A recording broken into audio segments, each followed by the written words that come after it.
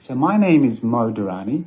I'm a scientist with a specialty in epidemiology in myopia or short-sightedness. I'm also the managing director of Plano, which is a Singapore-based health technology company that really aims to provide people with the best vision and eye health through education and also through science-based technological solutions. We're all aware of the Plano application that's been very well accepted with a very big following in Singapore. The application aims to ensure your kids' eyes are kept safe while they're using their devices, whether it's parents sharing a phone or whether the child has a tablet of their own.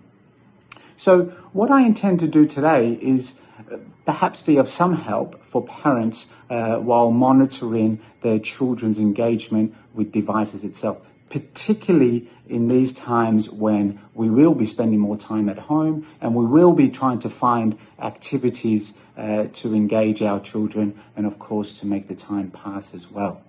So I'm going to begin by recommending that parents access our website, www.plano.co, where there's a whole heap of content and blogs that we produce on a daily basis, and that gives you some assistance as adults to avoid conditions such as digital eye strain or computer vision syndrome. And that's basically when you develop a whole heap of eye symptoms, and sometimes they can mimic migraines when we spend a lot of time staring at our screens. And so please feel free to access that information. That information is for free.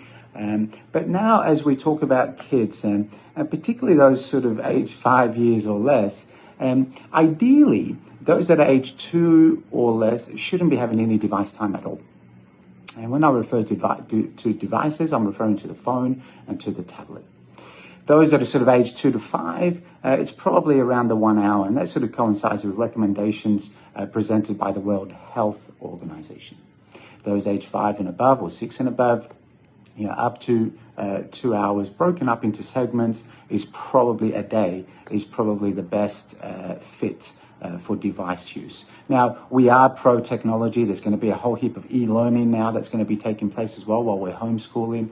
But our job is to ensure there's no collateral damage and that we're adhering to good, safe device use while keeping an eye, excuse the pun, on our eye health, particularly for our children and for ourselves actually as adults. So what can the kids do, or what can you ensure?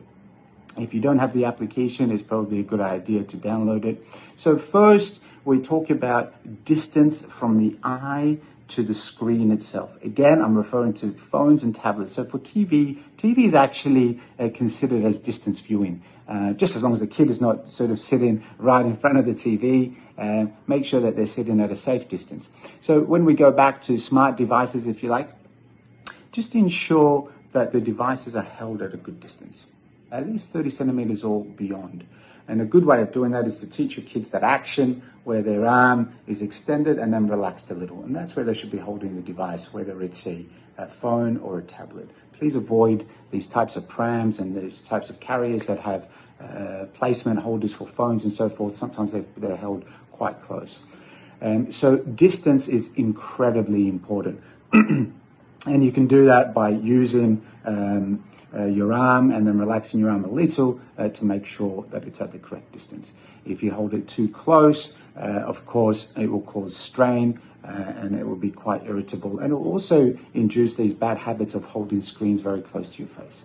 If your child is myopic or has myopia, sometimes they have the habit of sort of taking their glasses off and holding things pretty close. Make sure they keep their spectacles on, particularly when they're viewing, whether it's visual or static images or whatever it may be, at the correct distance. So number one is correct distance. And all these tips I'll be giving you actually coincide. You've probably heard of the Plano Adventure series, which are best-selling books in Singapore. There's 5 of them, and they're available nationwide in bookstores. They're also available on Amazon. And there's this thing in there called the Clear Vision Recipe. And in the Clear Vision Recipe, they have the top 4 tips. So number 1 is correct distance. And try to monitor that, but put that and educate your children that it's got to be held at that. So we're presenting both an education for your children, but play that role model yourself. So set the etiquette at home, particularly because kids are like sponges. they look at you, they mimic you. So make sure that when you're using your devices, don't be sort of holding it too close to your face. Second is good eye care habits, so looking out into the distance. So what we intend to do there is that making sure that we have regular breaks, at least every 30 minutes, for kids sort of the 2 to 5, every 20 minutes or so, and looking out into the distance, whether it's looking out to your window or just getting away from your device so your viewing distance is a bit further than something held at 30 centimeters or in that range itself. So second tip is please encourage your children to get up and walk around after 20 minutes of use or 30 minutes of use of their age, over the age of 5, and just looking out into the distance, engaging in conversation, interacting with the family. Anything that doesn't involve them consuming that digital engagement for extended periods of time. So break that and make sure during the break they are engaging in distance viewing. Third one is a tough one, particularly in these conditions. So I would consider this in light or in line with the regulations presented by the Singaporean government. So that's about outdoor activity. And we know that the dose is about 2 hours or so, and it's been shown to be protective for myopia or short-sightedness, if you like. Now, it's probably going to be a little bit difficult to get out there with your family, particularly if it's a small gathering, which at this stage is not permissible. So I would encourage you to look at your guidelines, and if you can, please get outdoors. And fourth is about putting the power in the kids' hands.